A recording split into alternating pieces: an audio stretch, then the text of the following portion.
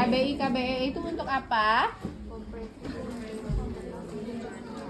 Untuk penata laksanaan perdarahan. Perdarahan itu namanya atonia atonia ya, bukan Antonia ya, atonia ya. Nah, jadi Bunda cerita itu dulu ya, atonia uteri. Nah, dikatakan atonia uteri itu di mana terjadi perdarahan. Perdarahannya itu berapa mili? Lebih dari 500 mili. Dan kontraksi uterusnya lembek ya. Jadi itulah penyebab terjadi perdarahan, disebut atonia uteri. Nah, kenapa KBI KBE? Karena di situ kalau KBI kompresi bimanual internal. Arti kompresi itu penekanan. Bimanual itu manual menggunakan tangan. Internal bagian dalam. Nah, apa yang ditekan? Nah, tangan kiri kita megang korpus uteri bagian belakang.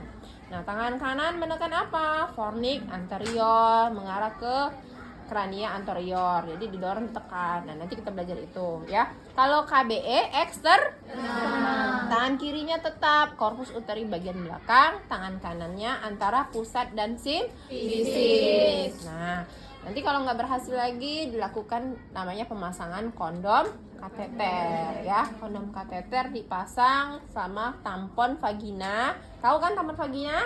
Yang bulat-bulat. Nah, itu tampon vagina. Nah, itu persiapan untuk merujuk pasien ya. Nah, itu nanti sekilas, nanti kita belajar. Nah, yang kedua ini tentang pijat bayi. Nah, pijat bayi ini merupakan salah satu asuhan kebidanan komplementer. Arti komplementer adalah asuhan tambahan ya. Jadi bukan asuhan yang benar-benar sesuai dengan standar wajibnya, bukan, tapi ini tambahan saja ya. Nah, sekarang kan sudah berkembang banyak ya. Jadi ada usaha mom baby spa, salah satunya pijat bayi. Nah, jadi manfaat pijat bayi ini untuk apa? Untuk memperlancarkan peredaran darah. Nah, misalnya masalahnya apa pada bayinya? Bayinya rewel, perut kembung, batuk, pilek. Nah, jadi anak itu jangan langsung dikasih obat. Kita lakukan intervensi pijat bayi. Nah, pijat bayi ini indikasinya tidak boleh dengan bayi yang dalam keadaan sakit. Kalau dia panas itu nggak boleh dipijat ya, makin memperburuk keadaan bayinya. Jadi ada indikasi kontraindikasi, sama kayak pemberian obat, sama dengan pemberian imunisasi ya dalam keadaan sehat. Setelah itu berat badannya juga. Kalau misalnya bayi BBLR itu belum boleh kita lakukan pijat bayi. Nah, pijat bayi pun juga kita lakukan sesuai dengan usianya. Kalau usianya masih 1 bulan, itu kita hanya seperti mengelus saja, nggak boleh kita tekan-tekan ya, karena sesuaikan dengan usia umur bayinya. Nah, setelah itu bayinya tidak boleh dalam keadaan kenyang dan lapar. Kalau kenyang bisa menyebabkan dia apa? Muntah. Kalau lapar dia nggak fokus, dia rewel ya. Nah, ini waktunya bisa kapan? Bisa pagi, bisa sore. Nah, itu untuk indikasi kontraindikasi. Nah, jadi pijat bayi ini kalau urutannya boleh dari perut, boleh dari kepala, boleh dari mana saja. Kalau benar-benar kenyataannya, karena dilihat dengan keadaan bayinya. Kalau bayinya pengen guling-guling, ya yang mana dulu. Bayinya pengen duduk, yang mana dulu. Kita nggak boleh maksa ya, karena ini bayi. Kalau bayinya menangis, merontak-rontak juga nggak maksimal ya. Emang kalian kelihatan?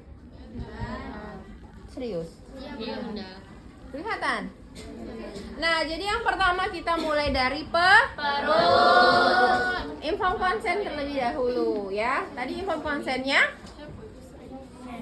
Inform konsennya gimana tadi? Tujuannya? Manfaatnya? Untuk apa? Apalagi? Ya, apalagi? Iya, bayinya tidurnya nyenyak, tidak rewel. Mengatasi kembung pada perut. Bisa juga pada bayi yang susah BA. Nah, oke.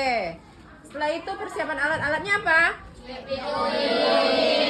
Handuk, matras ya. Sudah persiapan alat, persiapan? Lingkungannya seperti apa? Sudah persiapan lingkungan? Pasiennya gimana? Ya, pakai pampers saja kah?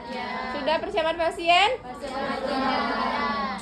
Penolongnya cuci tangan. Oke, setelah itu baru yang pertama ya. Tangan kasih minyak. Nah, bagian perut, ini perut ya.